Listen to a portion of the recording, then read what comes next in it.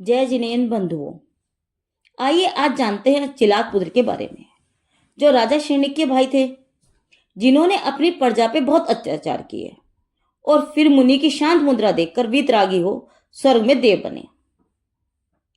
एक बार राजगिरी नगरी के राजा उपशैनिक घोड़े पर बैठकर पर्यटन के लिए वन की ओर गए। उनका घोड़ा अत्यंत चपल था, अतः वह उन्हें भयानक जंगल में ले गया। उस वन का रक्षक यमदंड नामक भील था।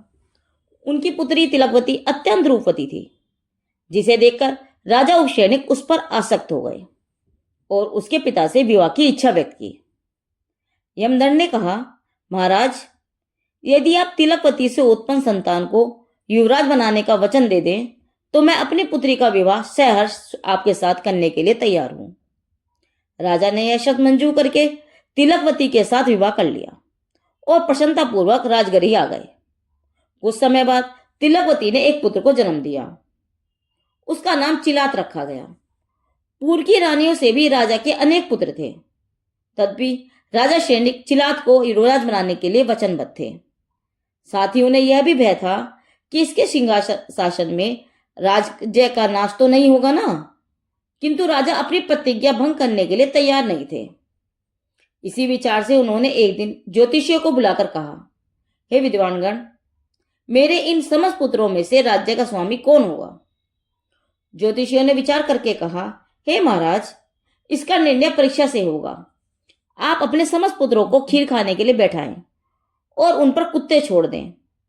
ऐसे समय पर भी जो सिंहासन पर बैठकर नगाड़ा बजाते हुए और भोजन भी करता जाए, वह राजा होने की योग्यता रखता है। दूसरी परीक्षा आग लगाना है। जो पुत्र छत्र, चंवर, सिंहासन आदि राजकीय वस्तु की आंख से रक्षा कर सके, वह राजा होगा।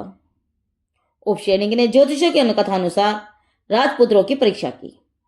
उनमें कुमार श्रेणी ही उत्तीर्ण हुआ। इससे उपशैनिक को विश्वास हो गया कि यह श्रेणी ही राजा बनने योग्य है। इस कारण उन्हें उसकी रक्षा की चिंता होने लगी। वे विचार करने लगे, कहीं चिलात के समर्थकों द्वारा श्रेणी की हत्या न हो जाए। इसलिए उन्हें एक युक्ति सूझी।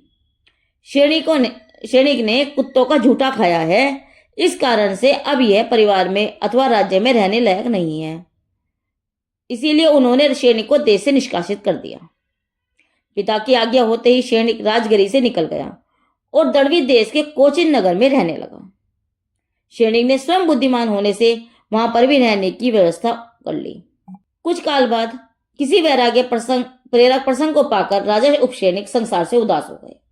उन्होंने अपनी प्रतिज्ञा अनुसार चिलात को राज्य देकर जिन दीक्षा अंगीकार कर ली।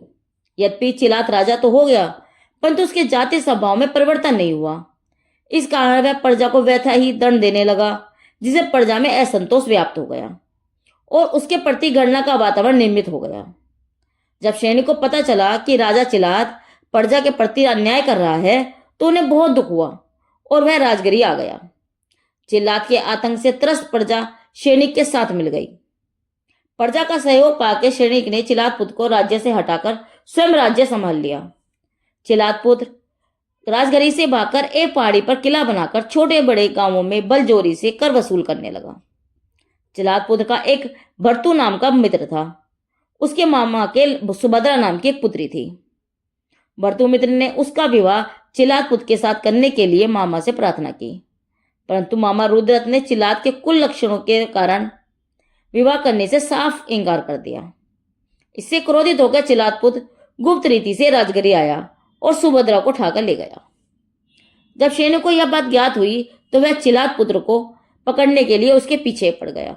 चिलात पुत्र को लगा अब बचना मुश्किल है, तो उसने सुभद्रा को मार दिया और भागते हुए व्यापार पर्वत पर चढ़ गया। उस पर्वत पर मुनियों का एक संघ विराजमान था।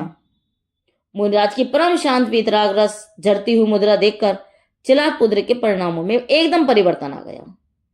पूर्व परिणाम से वह शांत भाव में परिवर्तित हो गया।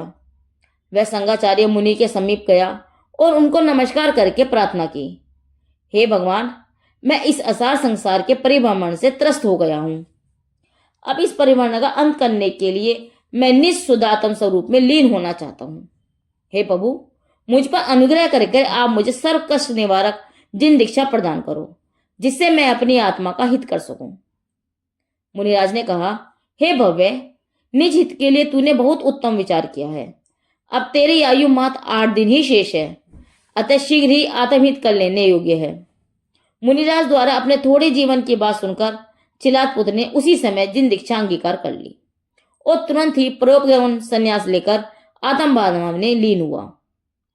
उसे पकड़ने के लिए आने वाले सैनिक को यह देखकर चिलात पुत्र की धीरता पर अत्यंत आश्चर्य हुआ और वह उसके साहस की प्रशंसा करता हुआ उन मुनिराज के चरणों में वंदन करके वापस राजगृह चला आया।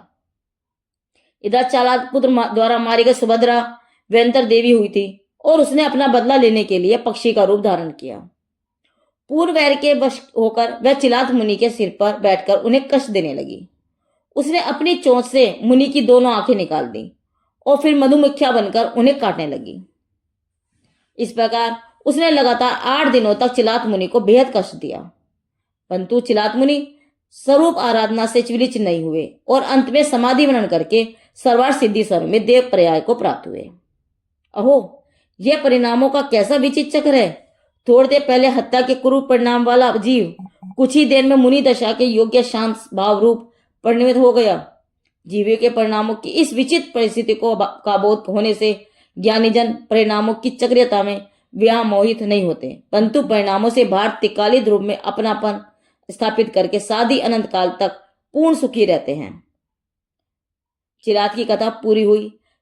यह कहानी बोधि समान निधान से ली गई है। जिनदेव की वाणी आगम वाणी।